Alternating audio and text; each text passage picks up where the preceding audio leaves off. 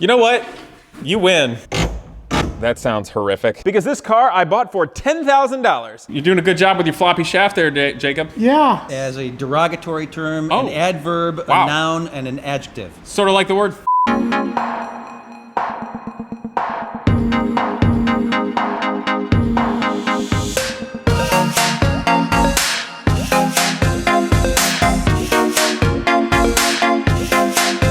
What's up, people? So today we are going to prepare this C4 Corvette race car to go race at NASA at Mid-Ohio. It's gonna be my first event with them, so I'm pretty excited to see what it's all about because this car I bought for $10,000 and it needed some work. It was the cheap one, but I think it's good. But as with any older race car, no matter how well it's built, it needs help. But I think this NASA thing is going to be really cool. They have a number of different sport touring classes that you can fit almost anything in, and they go by like horsepower, weight ratio, and a lot of other factors, so the competition is actually close. And I think that gets us, car people, back to the cool grassroots days of building a car and preparing it yourself. But we're not working on the Zero today, the King Zero. And Jacob is here. Jacob, where are you? Why are you not here? What is going on? I'm a disaster, millennial. What do you got the stick for? You're not working yet? No, I am working. I'm talking to everybody. Hi, everybody. Haven't seen you in a while. Yes. Okay, so what's with the stick? We're having trouble with the steering wheel. Yeah, the steering shaft is garbage. Well, the shaft is garbage. The steering wheel's in my knees. I can't move. And you didn't like the idea of me cutting your knees off. What? No. You're a strange kind of engineer. So now we have to change the position of the steering wheel. Yes, it needs to be closer and less creaky. Why is it creaking? Well, there's some stock stuff in there that I think is a dampener of some sort. Because 80s. Yes, we're going to slightly de-80s it. We're going to is this de-80sing it? Okay, cool. So we should we just go over this thing and show everybody what a disaster this is and what we got to fix? When is this race? Today is technically Tuesday, and I'm supposed to be at the track on Thursday night. And this thing isn't ready to go. Correct, and there's also parts that aren't here yet.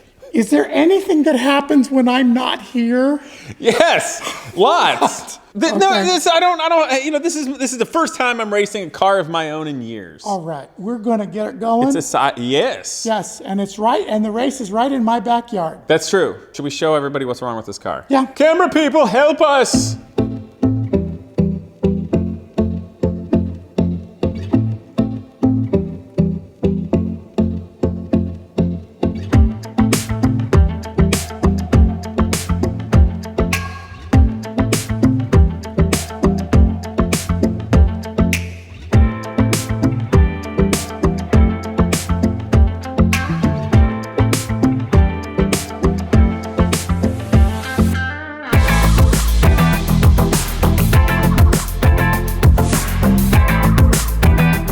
Driving race cars is fun, but it's difficult to source unobtainium parts and get the right engineering expertise.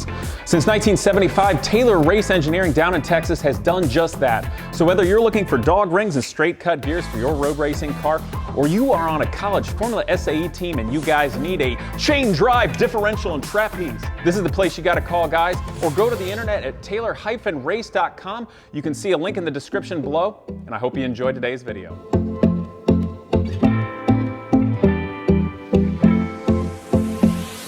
Okay, you guys, we got the steering shaft off and I have the floor of the driver's compartment re-drilled for the studs we're gonna put in there. And Jacob, what did we learn about this car and General Motors from the work we just did? Not built for racing. Do you want to tell that to Pratt & Miller and General Motors right now? Well, that would be fine. They built in slop into the steering system for this pin here. To make it fancy for people to cruise around in. That's right. For like the baby boomer generation to cruise around in it? Yeah, that would be accurate. But this one's not automatic. Is there a problem with that? No, there's no problem with it. What are you doing? Well, I'm working the floppy end there. Is that a problem for men your age? No, I kind of like it. All right, so beyond that, we learned that I am an idiot, and the rules of NASA clearly state that the window net has to attach to the roll bar only, and specifically says, not the door, Casey. I added the Casey part. Oh, darn it. So I ordered a new window net, and I hope it'll be here in time. And when do we have to be racing? Soon. Okay, well, you're doing a good job with your floppy shaft there, Jacob. Yeah. We need to make that thing longer. We have to be inventive. Engage time lapse and possibly little blue pills. Yes.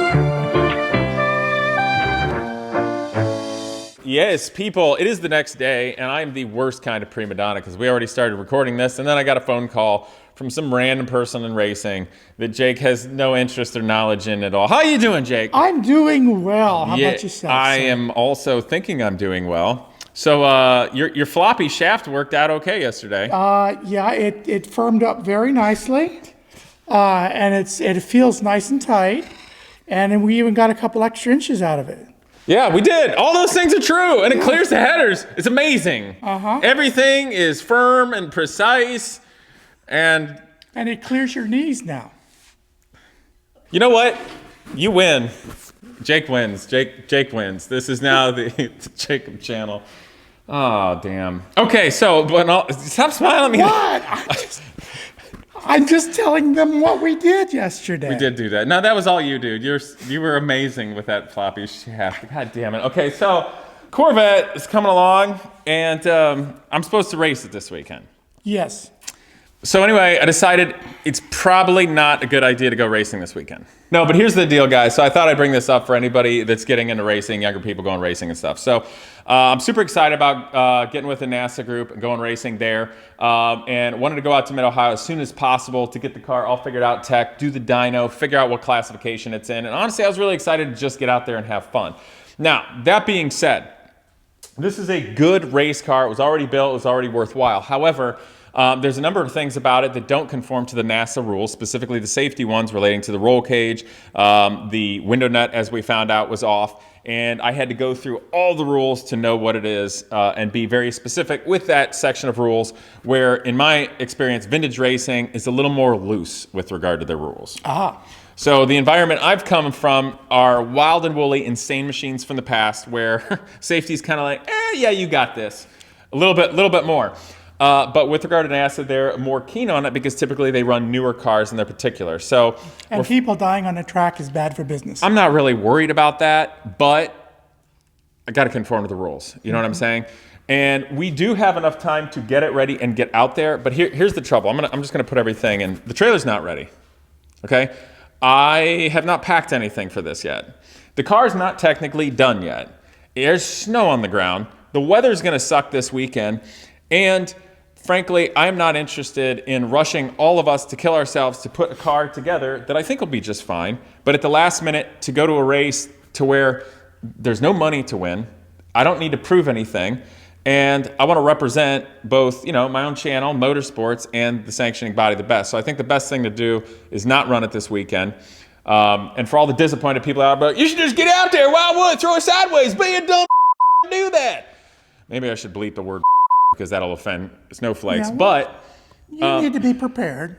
Yeah, For everybody out there, I didn't get to this point in my life doing all these builds and teaching people and being successful at racing by pushing bad hands and doing stupid things. So just remember that at the end of the day. Look out for yourself and everybody who you're representing. You want to do it right. So I think the car could do really well. I think we could have a great time, but it's just not, discretion is the better part of valor. Right.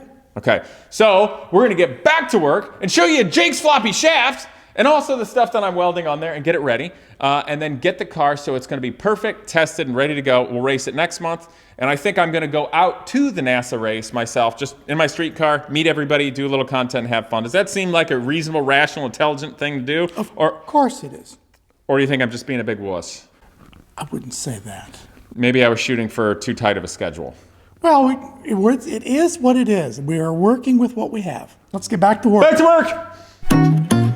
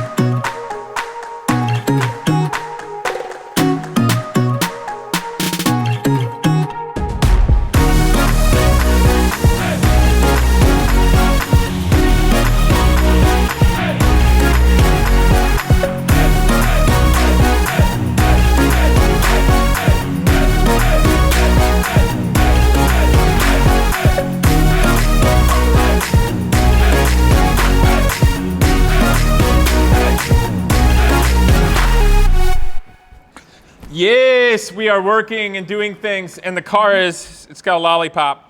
Still a little weird, isn't it? Yep. Damn it, how are we doing? We're getting stuff done today. Yeah, we're welding, we're cutting, we're ordering things and being on the phone, getting made fun of. Mostly me. How's the car going? Car's going good. We just finished up the cage that we had to do the monopods on. I welded that. Mods on. Yeah, we put spark plugs in. And Doug is here! Doug, do you want to get in on this action? Yes! Holy crap! Doug! Look at this guy. Well, don't die. I don't know if Doug. you can see. Okay, are you having fun?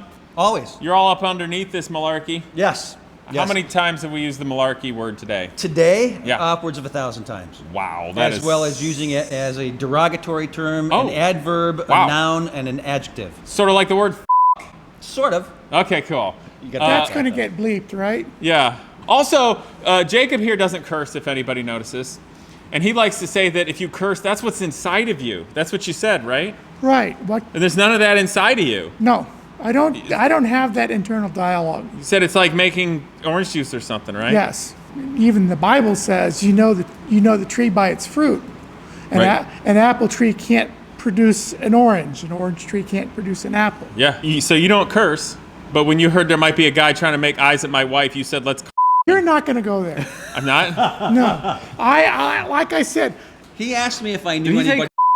Yes. He Oh. asked me No. if I knew anybody who could make people disappear. I told Because you. you're from the Detroit area. Right. I told you I'm a problem solver. So I was solving the problem. I appreciate your tenacity, sir. We'll talk later. So what are these groups in Detroit that can make stuff happen? Do you really want me to say publicly? Was it true or not? Yeah.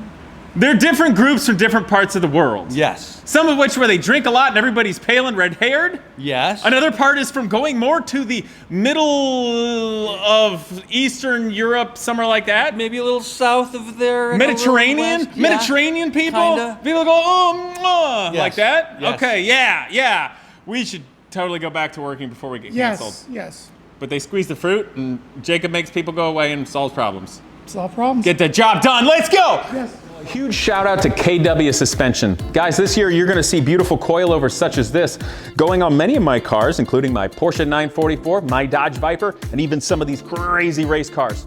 And the reason is simple. This is one of the best shock companies in the world.